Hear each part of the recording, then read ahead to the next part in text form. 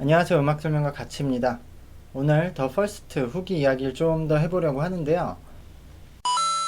자, 이번에는 시청자분께서 댓글을 달아주셨는데요. 이거에 대한 좀 답변을 해볼까 생각을 합니다.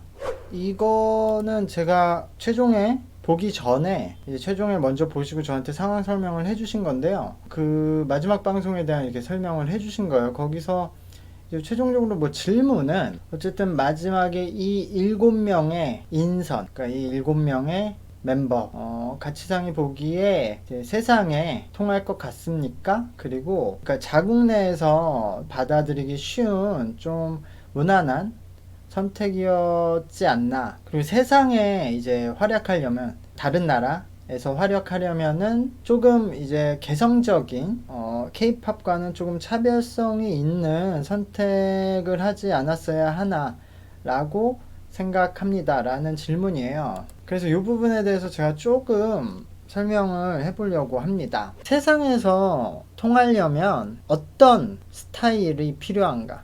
그러니까 K-팝과 차별성, 그리고 제가 요 댓글이 아니더라도 그 야후 뉴스에서 엔터테인먼트 특히 이제 아이돌 기사들을 보면은 일본 분들 댓글 중에 일본만의 뭐 스타일이라든가 일본만의 개성을 가진 아이돌로 승부해야 된다는 댓글들을 종종 봐요. 근데 일단 지금 아시아뿐만 아니라 서양에서까지 케이팝이 인기가 많고 하나의 장르로 각인됐던 이유를 먼저 생각해 볼 필요가 있다고 생각해요. 저는 사실 BTS란 팀이 탄생하지 않았으면 이렇게까지 서양에서까지 케이팝이 인기 있기는 힘들었을 거다. 아마 평생. 그렇게 생각을 하고, 그래서 BTS의 탄생이 굉장히 중요하고, 그러면은 BTS는 왜 그렇게 지금 인기를 얻었을까라고 생각을 해보면, 지금 BTS가 빌보드에서 뭐 10주 연속 1위 이렇게 하잖아요. 그렇다고 했을 때, 그러면은 K-팝 안에서 BTS 다음으로 인기 있는 그룹들, 뭐 세븐틴, 뭐 엑소, 예전에 워너원 같은 팀이 못해도 빌보드 한 번은 1위를 했어야죠. BTS가 10번 1위 할 동안 한 번은 했었어야 돼요. 아니면 적어도 이 친구들이 2, 3위는 했었어야죠.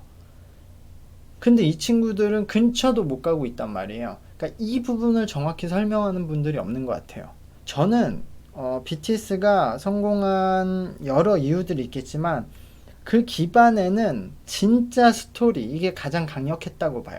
뭐냐면은 BTS가 데뷔한 지 꽤 됐어요. 팬들은 잘 아시겠지만. 그리고 한국에서 오랫동안 무명이었어요. 그 당시에는 뭐 엑소도 그렇고 그 당시에 활동했던 많은 아이돌 팀들한테도 근접하지 못했단 말이에요. 그러니까 캐릭터적으로 사람들이 다른 팀보다 우선적으로 선택하는 팬들이 적었던 거예요.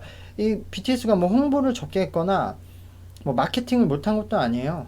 굉장히 이슈도 많이 됐고 홍보도 많이 했는데도 결과가 안 좋았었단 말이에요. 근데 그 친구들이 저렇게 오랫동안 잘 안 되고 아이돌 생활을 하면 그러다가 이게 끝나는 경우가 많거든요. 근데 이 친구들은 그 힘든 과정을 자기들끼리 똘똘 뭉치고 자기 자신을 의심하지 않고 자기 자신을 사랑하면서 한 팀으로 뭉쳐서 더 음악에 대해 몰두하는 힘으로 이겨냈단 말이에요. 그거를 몇 년을 그렇게 한 거죠. 이거는 그들이 뭐 컨셉을 그렇게 잡은 게 아니라 실제로 그렇게 산 거잖아요. 그거는 그들의 진짜 인생이었어요. 전 세계 각국에 K-팝 관련 채널이나 아니면 아시아 나라를 묶어서 아시아 채널, 이런 케이블 채널들이 있어요. 그러면은 거기에는 사실 뭐 서양이나 남미나 이런데 뭐 그런 K-팝 채널이나 아시아 전문 채널을 보는 사람들은 되게 적죠. 그 나라 교민들 보거나 아니면 진짜로 관심 있는 아주 매니아적인 소수만 보니까 시청률이 거의 낮아요. 그래서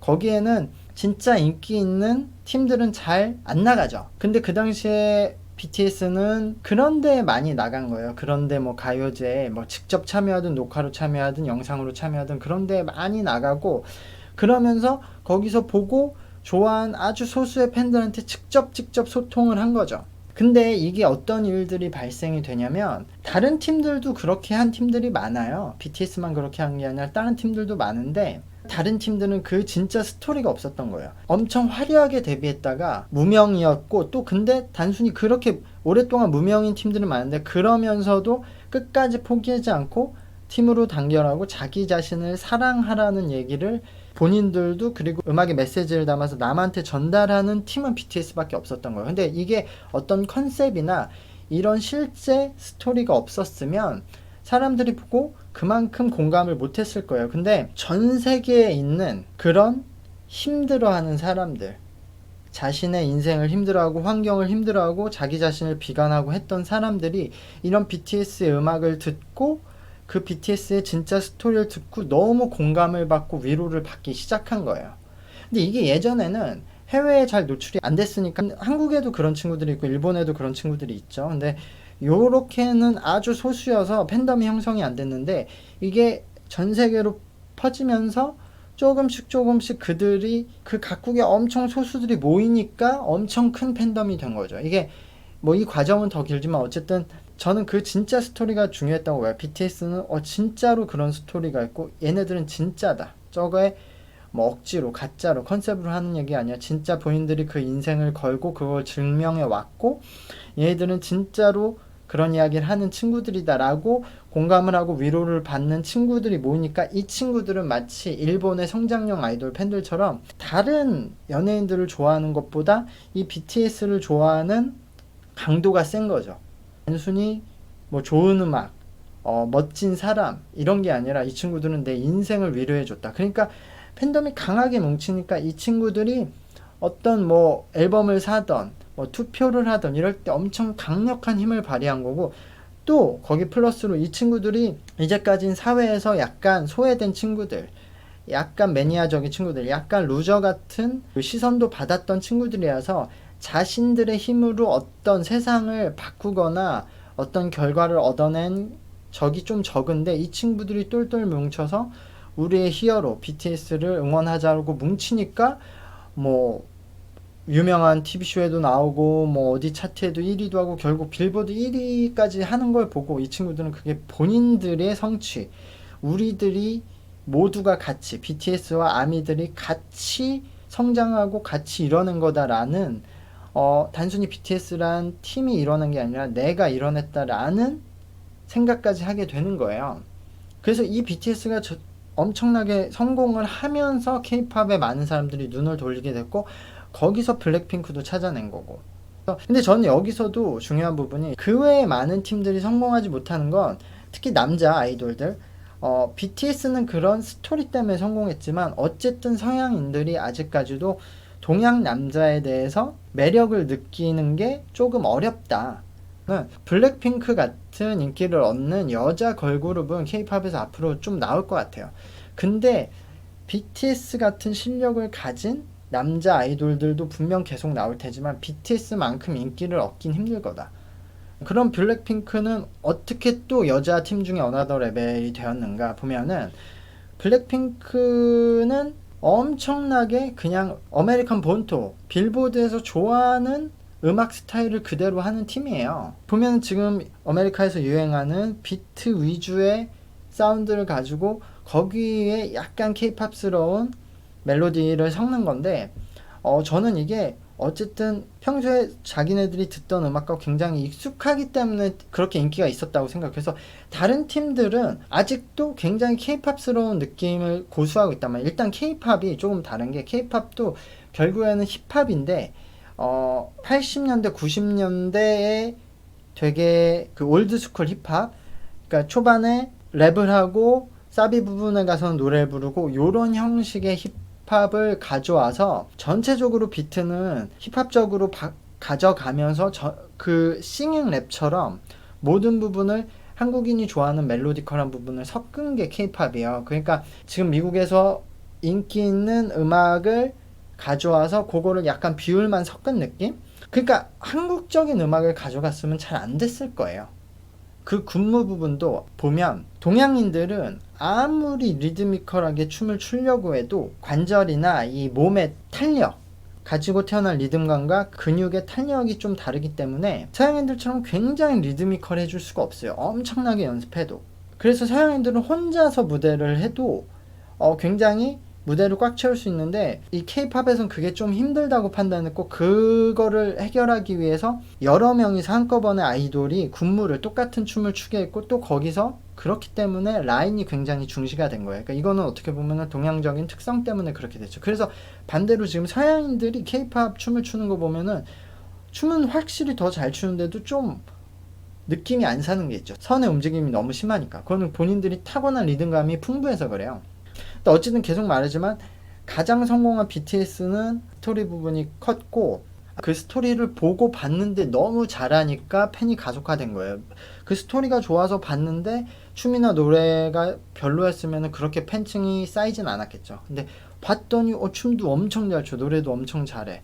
그러니까 이 스토리가 진짜구나, 애들이 진짜 노력하고 자기 자신을 사랑하는 게 진짜구나가 실력으로 증명이 됐죠. 그러니까 블랙핑크도 마찬가지죠. 미국인에게 익숙한 음악인데 들어보니까 잘해, 노래, 춤 다. 그래서 어쨌든 실력이 굉장히 중요한 부분이 있는데, 어쨌든 BTS도 블랙핑크도 미국적인 음악을 하는 케이팝이었기 때문에 잘 됐기 때문에 일본 음악으로서 차별성을 준다는 게 굉장히 힘들 거예요. 그러니까 결국 미국인이 좋아하는 음악을 해서 케이팝도 성공을 했기 때문에 거기서 조금 차별성을 줄 수 있는 만한 요소가 남았느냐라고 생각하면 저는 어쨌든 음악적으로는 차이점을 주기 힘들지 않느냐라고 생각해요. 그래서 저는 조금 이게 장르적인 차별성 이런 거를 주는 것보다 그냥 실력으로 승부하는 게 낫지 않을까 싶어요. 굉장히 잘하는 일본인들을 뽑아서 아이돌이던 보이밴드를 팀을 만들어서 미국에서 좋아하는 음악으로 승부를 해야 된다.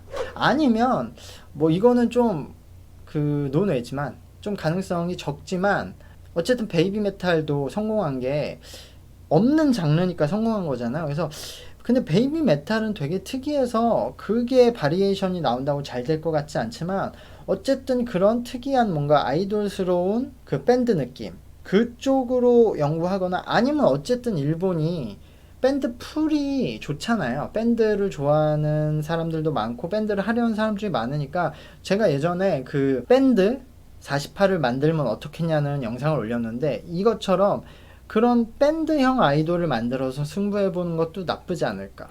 그냥 이 아시아 시장은, 저는 일본은 아직도 강점이 있다고 생각해요.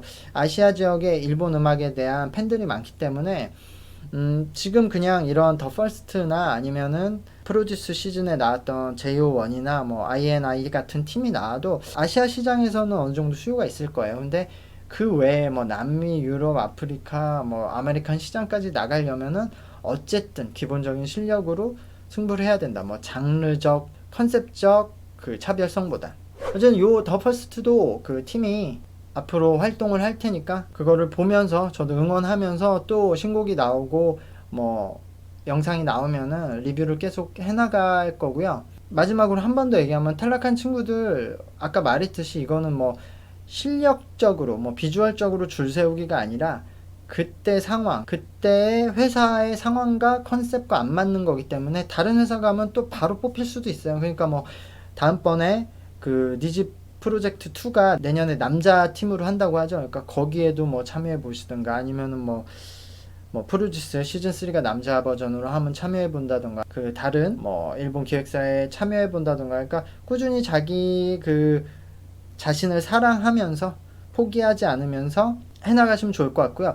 마지막으로 이거 얘기해드리고 싶어요. 제가 예전부터 얘기했지만, 제가 애초에 이 채널을 만든 게 일본과 한국과 중국, 아메리칸도 마찬가지고 다양한 음악을 제가 소개하고 리뷰하는 게 재밌어서 시작한 것도 있지만, 결국 저는 저만의 컨텐츠는 제가 다양한 경험을 하면서 저만이 가지고 있는, 그리고 전부 다 제가 만든 트레이닝 세션들이 있어요.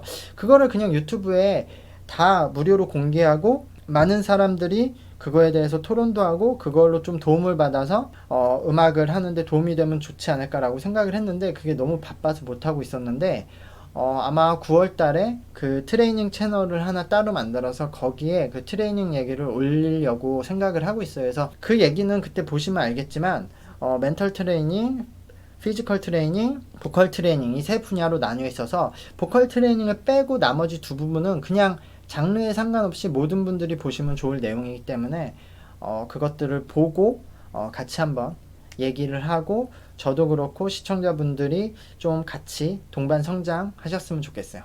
오늘 얘기는 여기까지 하고요. 또 다음에 더 퍼스트 시즌2가 있을지 모르겠지만 기대하면서 지켜보겠습니다. 감사합니다.